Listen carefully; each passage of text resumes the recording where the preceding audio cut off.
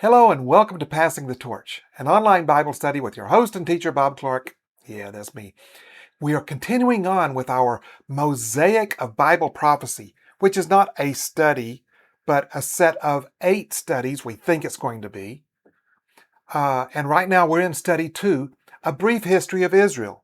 So the last couple of lessons we've had an introduction, and this time we're finally getting into the actual history piece.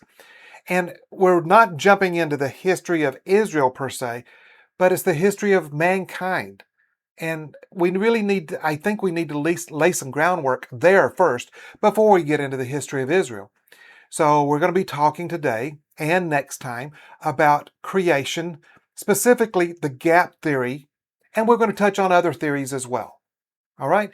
And if you've been with us since the beginning, this was actually some of the first lessons that I taught as part of Passing the Torch. And I really debated with myself over whether to include it in this study. And I thought, when I did those original lessons, those first few, I was still very much learning how to teach to a camera, which I still am. But it was really bad then. So I figured, let's just go ahead and reteach it anyway, right? So, creation, the gap theory, and other possibilities, part 1. What are we going to be talking about? We'll start off with an introduction to this lesson of when was creation? And then we're going to ask 2 key questions that we'll need to search out through the Bible. And as I've already said, here's a heads up, that we're going to be mostly leaning towards the gap theory. If you don't know what the gap theory is, you'll learn as we go. All right? So it's one of the possibilities that explains the age of the earth, if you will.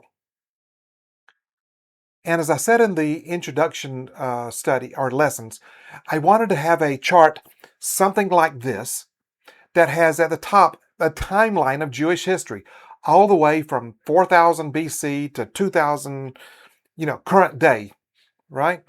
And so that we have an idea of when we're talking and a map of roughly where we're talking. So in this case, we're talking about creation. So we're talking before Adam was created. So sometime 4004, or excuse me, 4000 BC-ish and or before. All right. So was it 4,000 years ago that man or that the earth was created, or was it 40 million years ago, or 4 billion years ago? Well, let's get into it. Let's answer ask and answer some of those questions so we can find out. So, when was creation? That's a good question, and a lot of people that are well-meaning have answers anywhere from 4,000 years ago to 4 billion years ago to 13 billion years ago. Well, what's the truth? Well, we're going to do our best to answer the question. I'm not going to tell you that we have all the truth. I know all the truth is in the Bible, all right? We're going to start with that. But what is the real answer to when was creation? How old is the universe? How old is the earth? Some of these questions we're going to ask and answer. Some of them we're going to just let them lie there. Current scientific estimation says that the universe is about 13.8 billion years old. At least that's the last that I saw. And I've seen various numbers from the scientific community. Not going to get into all of that. They're still trying to understand the evidence as well as people reading the Bible, all right? When was man created? Really, that's the important question for us. Current scientific estimation of the appearance of Homo sapiens, what I mean by that, modern humans, that's the scientific term is Homo sapien. Current scientific estimation of the appearance of Homo sapiens is in the ballpark 55,000 to 300,000 years ago range. Well, is that right? But if we use the dates in the Bible, we can estimate that Adam was created roughly 6,000 years ago. So ballparkish 4004, or I keep saying 4004 because I'm used to saying that. That's when Bishop Ussher said that Adam was created. It was 4004 BC. The Dead Sea Scrolls, as we found out last time, they say that Adam was created 3925 BC. All right, but ballparkish 4000 BC-ish. So that's when the Bible looks like Adam was created. So if that's the case, then the universe must be 6,000 years ago. That's when Genesis was, because Genesis 1 has Adam's creation and it has the creation of the universe, right? So the universe must be 6,000 years old. Well, how do you pull those two together? Who's right? Is it 4,000 or 6,000 years ago, or is it 13.8 billion years ago? All right. So the focus of this lesson is on creation. It's not going to be on evolution. When it comes to man, we're not getting into evolution. Why not? Because evolution fundamentally violates the basic laws of thermodynamics. I'm not going to get into that. You can go and look it up many places online. It is so easily disprovable. There is no way that, no, okay, let me qualify it. Microevolution, okay, I'll buy that. Macroevolution, that man came from monkeys, which came from, little amoeba? No, that's too easy to disprove in so many different ways. All right, so we're not going to go into the theory of evolution. There are numerous, quote, evidences of, again, quote, human remains beyond 10,000 to 100,000 years ago. All right, so that sounds like, well, the Bible can't be right, that the science must be right. However, a lot of those, okay, if you go and look in the scientific history when it comes to evolution, you'll find lots of fakes, out and out lies and frauds. In some cases, they found a pig's tooth and, oh, this is a new type of man. Okay, there's a number of those. I'm not telling you that all of them are wrong. Okay, so I'm on both sides of this fence here. There's a lot of frauds, and then there's some of this that probably is right. So what's the truth? Okay, so some of these things that look like humans from I'm going to pick a number, 100,000 years ago. Number one, is it real? Number two, is it a modern human? Well, it looks like it has the bones of a modern human. You can't, I'm jumping way ahead here, but we'll deal with it. You can't determine from a bone if a being had a spirit. That's interesting. Well, what determines what is a modern human? That is my definition. A modern human has a spirit, is a spirit, has a soul that's mind, will, and emotions, and lives in a body. So you're not seeing me, you're seeing my body. I am a spirit. I have a soul, mind, will, and emotions, the things that go on up here. And I live in a body, all right? That's a modern human. Well, what about Neanderthal man? There's some, okay, I'm not going to get into the scientific evidence. I'm not going down that path. Don't believe everything that you read. So, not to get political, there is such thing as fake news, even in the scientific community. I'm not belittling all scientists. There are some that they will say whatever the people paying for their studies want them to say. Let's get off of that soapbox, because I'm trying to answer questions for real here. Here are some possibilities that will help us to, is it 6,000 years ago? Is it 6 billion years ago? What's the answer? Here's some possibilities that can pull together scientific evidence and Bible evidence. That's what we're really trying to do in this introduction to this lesson. Number one possibility is the Bible is not. Oh, and the other thing to note is I've ordered these possibilities in order from what I think is least likely to most likely, in my personal opinion. And there's reasons why, and you'll be able to see it as I go. The first thing is the Bible is not a history book. Okay, agreed, although it has a lot of history in there. And thus, Adam and Eve are just part of a creation myth, and the dating is incorrect, which means that science is correct. And the Bible is just a myth. At least the creation part is just a myth. I don't buy that, because if you believe that Adam and Eve were just myths, you're going to miss a large part of what redemption means. You're going to miss who Jesus really was. All right, so let's keep going. A second possibility, the Bible's words for day could mean age. That's a true statement. So both science and the Bible are correct. If in the Bible you interpret, the 6 days of creation as ages of creation. All right. I'm going to let that one hang a little bit. Third possibility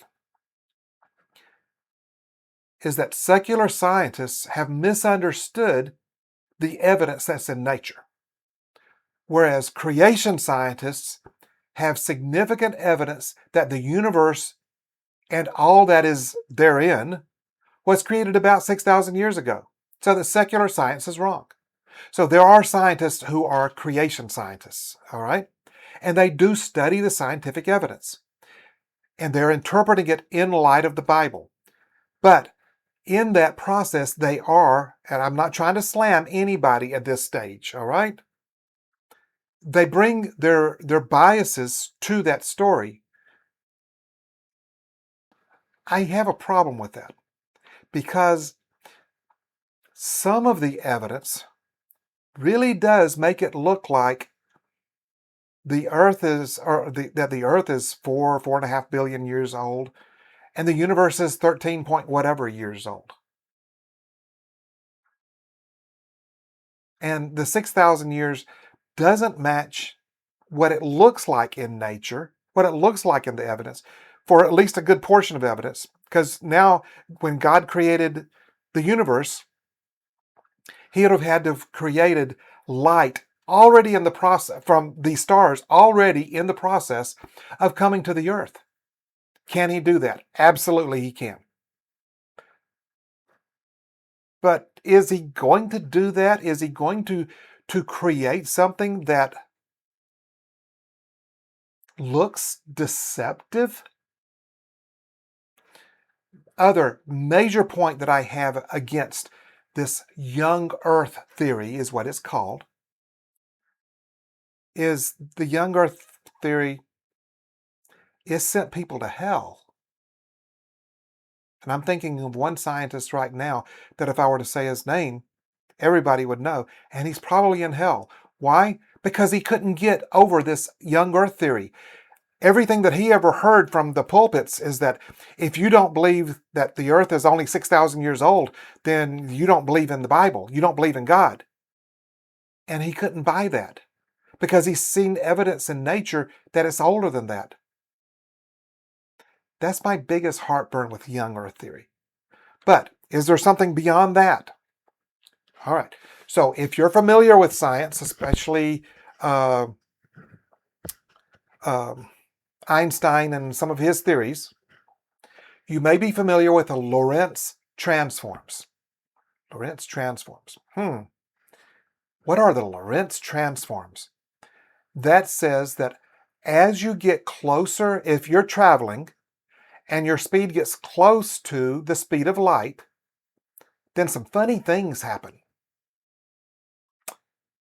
Your mass increases, and it increases all, or eventually to, once you hit the speed of light, then your mass becomes infinity by the equations.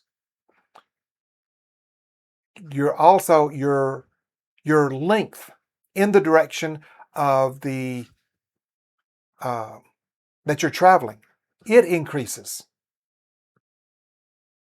All right? But also time changes. Time is a function of speed. So if you use these Lorentz transforms, there are people that have realized that 6 days of creation, in one axis system, God's axis system, could equal 13 billion years in another axis system. So that both science and the Bible are correct. Is that a possibility? Yeah, that's a possibility. Let me make sure I am well spoken on this. Option 3, the young Earth theory, I'm not saying it's wrong. I'm saying it doesn't look like it matches the evidence that I see. Okay? But if that's the case, God could do it. But it doesn't set right with me. So, Lorentz transforms, is that right? Possible. Another possibility. So, day 1, God said, let there be light, or light be. And there was light. But it wasn't until day 4 that the sun and moon were created. Why were they created? They were created to determine the times. That's what it says. So is it possible that it wasn't until day 4 that we have 24-hour days? That's a possibility. Okay. Now, some of you may be wondering, well, if light was created on day 1 and sun and moon were created in day 4, what was that light from? All right. Most creation scientists, and I'm going to tend to agree with them on this, say that the earth at the time was covered with a water vapor. And so you could not distinguish the lights of the sun and the moon at the time. But by day 4, that water vapor had thinned out enough to where you could distinguish the lights. Doesn't mean you could see through the water vapor canopy. I'm going to use that term. But you could distinguish, oh, there's a really bright light right there. That must be the sun. All right, so let's keep going. I don't have to explain all of this. This is what I think is the most likely theory. The traditional interpretation of the Bible into English does not provide the original meanings of key words in Genesis 1. Okay? So as we're going to see as we go forward here, there's actually a gap of time, hence the term gap theory, between Genesis chapter 1, verse 1 and verse 2. And we'll explain it as we go. That would account for the difference in time between 6,000 years ago and 13 billion years ago. So both science and the Bible are correct. Well, then what happened 6,000 years ago when there was the creation? Spoiler, it was a recreation. Let's get into this. All right, we're going to ask 2 key questions, and then we're going to answer those questions. And so this is going to take 2 lessons. That's why there's a part 1 and a part 2. This time we'll ask key question number 1. Next time we'll ask key question number 2. Key question number 1, how many years were there between the events of verse 1 and verse 2 in Genesis chapter 1? Well, I didn't think there was any difference between them. We're going to get into it. Key question number 2 is what happened between verse 1 and verse 2? Now you got me curious here. So let's start. Genesis chapter 1, verse 1. In the King James Version, this is the 1769 King James Version of the Holy Bible, also known as the Authorized Version. Oh, by the way, let me stop here. Peter and Paul did not preach out of the King James Version. I don't care what preacher says it out of a pulpit. All right? It is a translation from the original languages into English. It's not perfect. The original text was perfect as written, okay? But the King James Version, it has a few well-known errors in it. All right, let's keep going. King James Version in Genesis 1:1. In the beginning, God created the heaven and the earth. And we're also going to be using the literal version, which is the literal translation of the Holy Bible, copyright 1976 through 2000 by J.P. Green Sr. All right? So somewhere or another around my office here, I have an interlinear version, and this translation is the version that they have in the side margin where it says literal translation. This is the version they have. And in this version it says, in the beginning, God created the heavens and the earth. Well, that sounds about the same, right? We'll find out here in a moment. But let's start from the beginning here. The word God, in the beginning, God. That's the word Elohim. If you know anything about Hebrew language, the I am ending is a plural. Now they have singulars. El would be singular. And then they have I'm endings, which are a dual. That means two, which would be what? Elohim? I'm not quite sure. I've never heard that as a dual. Elohim is a plural. It's like us adding an S on the end of words in English. In the beginning, God. God's just one, right? True. Hear, O Israel, the Lord our God, the Lord is one. But the Lord's also the Father, the Son, and the Holy Spirit. They are one. All right, so here is the Trinity in the first verse of the Bible. So now let's look at other words in this first verse. In the beginning, out of King James, in the beginning God created the heaven and the earth. Literal version, in the beginning God created the heavens and the earth. Well, which one's correct? King James has heaven as a singular. Literal version has it as a plural. The word heaven in the King James there is shamayim. Again, we see that I am ending. It's a plural. The word means skies or heavens. But are there multiple heavens? The way that the Bible looks at it is you have the heavens that are the atmosphere around the earth. You have the heavens that are where the stars are.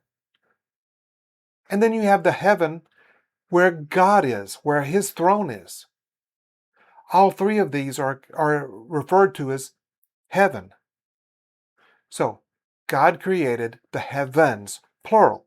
Let's keep going because we haven't started answering our questions yet. In the beginning, God created, now we're getting into it. God created the heaven and the earth. Literal is essentially the same. Word created. The word created is the Hebrew word bara. Well, what does that mean? To create something that never existed before. To give being to something new. The word bara is in the perfect form, denoting a completed act. Therefore, it may be rendered had created. That's interesting. We're starting to actually dig into it now. In the beginning, God had created the heavens and the earth. Out of nothing. This verse describes a completed creation all by itself. Before verse 2, everything was created. Now, this is looking at the actual language of the Bible, of the verses. That is what that verse says, that in the beginning, God had created the heavens and the earth. Now let's go on to the next verse out of the King James. And the earth was without form and void, and darkness was upon the face of the earth, of the deep. And the Spirit of God moved upon the face of the waters. Out of the literal version. And the earth being without form and empty, and darkness on the face of the deep, and the Spirit of God moving gently on the face of the waters. You notice that in the literal version, it doesn't complete the sentences and the thought like we do in English. That's why in so much of the Bible you'll see especially a lot of to be verbs that are added in to the English version, because there's a lot of that was left out of the Hebrew text. So what we're addressing right now is without form and void, or without form and empty. What is that Hebrew word? It's the Hebrew words tohu vabohu. Tohu means without form. It's a waste. Bohu is empty, void, or desolate. So I've heard one teacher describe this as, think of your teenager's bedroom when you haven't just told them to clean it up. All right? So it is the everything's thrown everywhere kind of thing. It's become a waste. All right? It's desolate. So, and the earth was without form and void. And the earth was without form and void. Literal version, and the earth being without form and empty. Well, what about that word was or being? It's the Hebrew word hayah. And it can have several different definitions. It can mean be as an event, start into being, begin to be, come to pass. It can mean be as in a state, to exist. It can mean was, as the King James Version translated it. That is a legitimate definition of that word. It can also mean be as in a change of state, or the word become, or became, if it's past tense. This is applied to what had previous existence, but undergoes some change in its properties or relations. Thus, the word was can be translated became. So it could be, and the earth became without form and void. Let's keep looking some more. In the beginning, this is out of the literal, in the beginning God created the heavens and the earth was or became without form and empty, and darkness on the face of the deep, and the Spirit of God moving gently on the face of the waters. The verb hayah, that's translated was, or maybe became, in this sentence is in the perfect state, and therefore denotes that the condition of waste and emptiness, tohu vabohu, was not in progress, but had run its course and had become a settled thing. Now again, we're just looking into the Hebrew text. And what does it actually say? Not what do we think it says, not what does the English say, but what does the Hebrew text say? So according to this, the way that it uses that word, bahayah, that it had already run its course.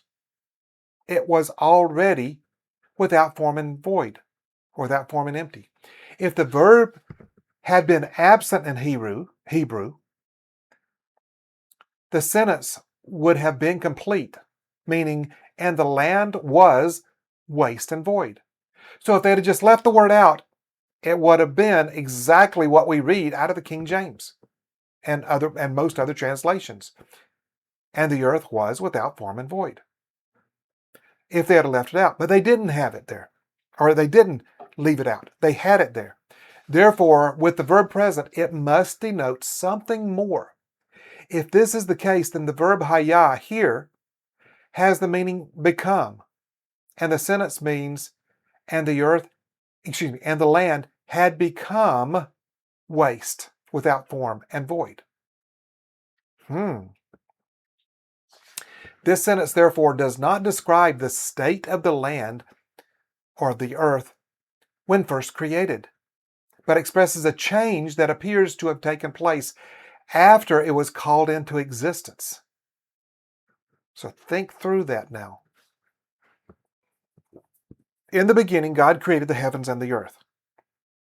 And what we're saying, if we're correct, what we're saying is that was creation, the original creation.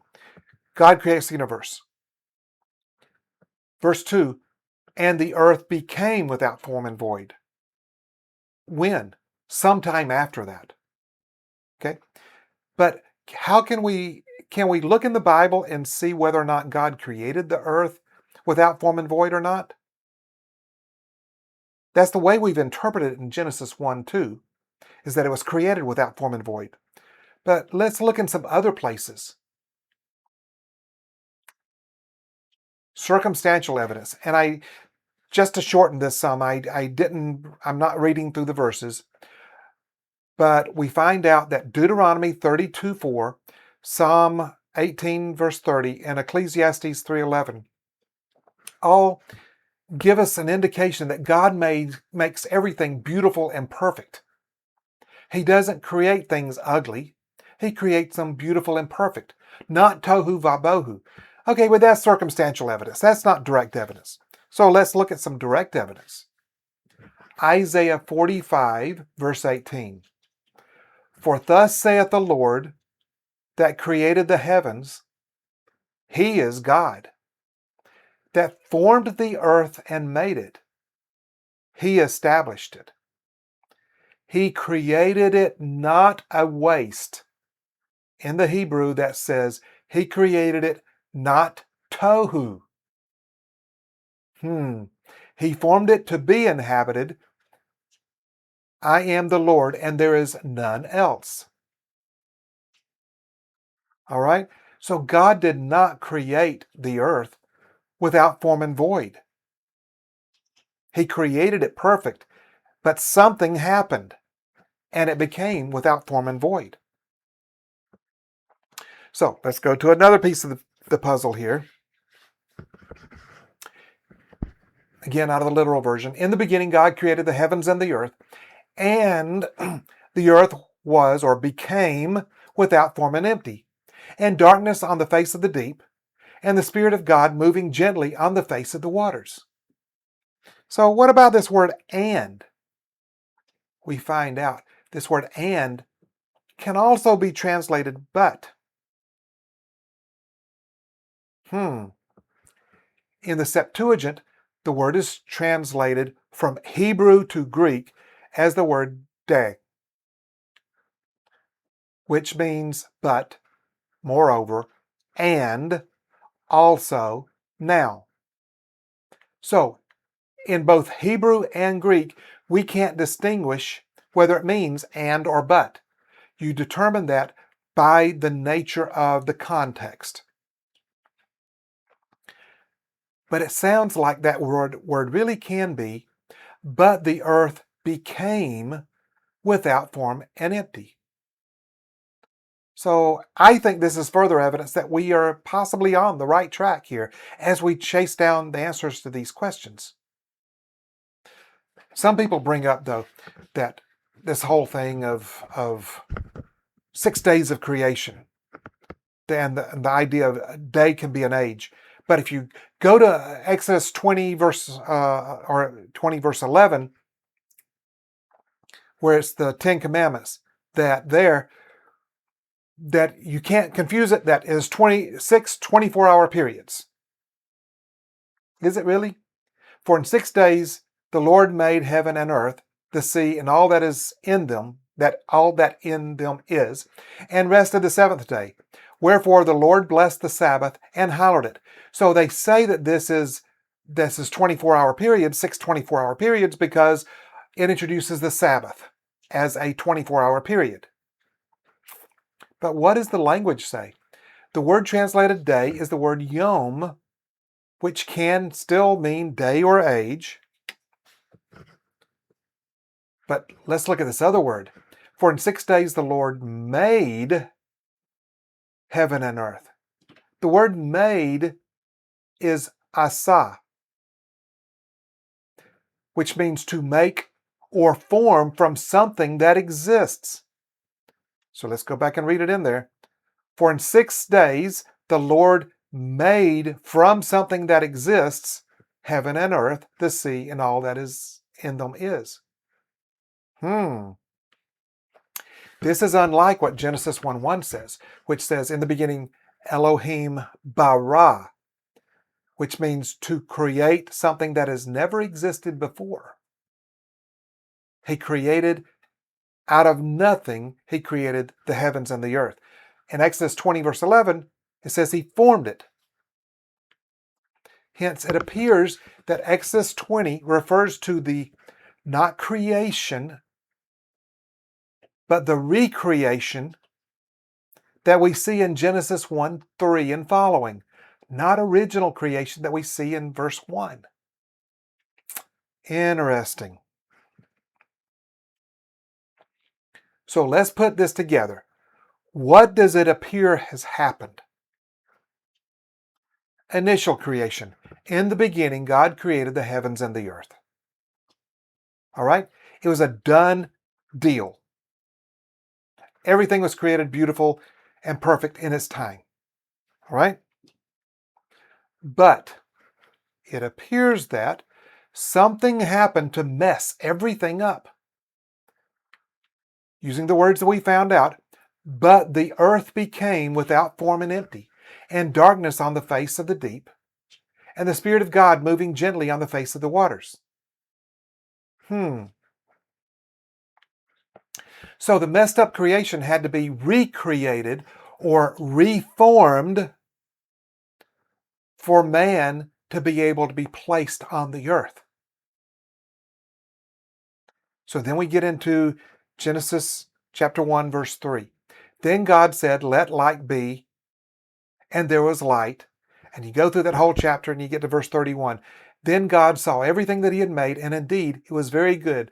So the evening and the morning were the 6th day. I have no problem with God having reformed everything 6,000 years ago, ballpark. But original creation, where the heavens and the earth and the sun and the stars and everything and the black holes and the nebula and whatever else, I have no problem with that being 13 point whatever billions of years ago. The two go together. In the Bible, they go together. Now, what we want to point out, though, is man, Adam, as a spirit being, and I mentioned that earlier. Man is a spirit. He has mind, will, and emotions, and he lives in a body. Man, Adam, as a spirit being, able to worship God, was created about 6,000 years ago.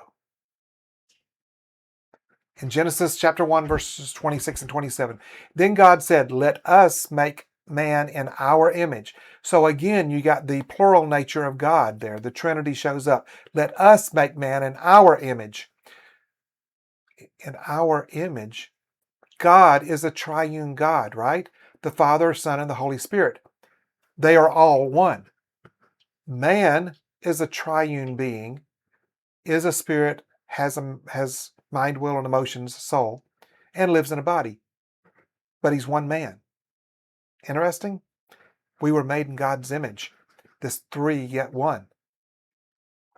Let them have dominion over the fish of the sea and over the birds of the air and over the cattle, over all the earth and over every creeping thing that creeps on the earth. So God created man in his own image. In the image of God, he created him. Male and female, he created them. There is no biblical, I'm going to put it this way. There is no biblical evidence that Adam was created amongst other humans. That when Adam and his family came along, there wasn't somebody else to marry. Him and Eve were the first modern humans. Doesn't mean that something couldn't have happened before then. Something that looked like beings that looked like humans, but they weren't in the race of Adam. And it doesn't look like they were around when Adam showed up, when he was created. All right? So let's stop and answer key question number 1. How many years were there between events of verse 1 and verse 2? Verse 1, God created everything. Verse 2, everything got messed up. The answer is, I don't know. I don't know how many years were between verse 1 and verse 2. The Bible doesn't say. It wasn't. Why doesn't the Bible say? Because it's not important to the story of God's dealings with man. That's what the Bible is about. It's not about that 13.8 billion years. It's about the 6,000 years since Adam was created. That's his dealings with man. Whether the evidence, let me put in the term scientific, evidence suggests that it was billions of years between verses 1 and verse 2, or a few minutes, okay, the original text of the Bible does not dispute either. It doesn't address it. So, we've answered the first question. But as we go on from here, let's pull our important takeaways so that we're ready to go and answer the second question next time. Science's 13 plus billion year age of the universe and the Bible's presentation of creation are not in opposition. They go together. Young Earth theory, the people who study the Bible and believe Young Earth theory, say that the natural evidence was misinterpreted. Relativity theory, remember we talked about that, that's the Lorentz transforms. Description of creation in the Bible follows the Lorentz transforms, where 13 plus billion years ago in one axis system equaled 6 days in another axis system, so that's a possibility. And then we have what we've been talking about, the gap theory. Genesis 1:1 summarizes a completed creation that was perfect when it was done. Verse 2 summarizes a judgment on the world that then was. A judgment. You didn't mention that. I will next time. So verse 2 summarizes a judgment on the world that then was.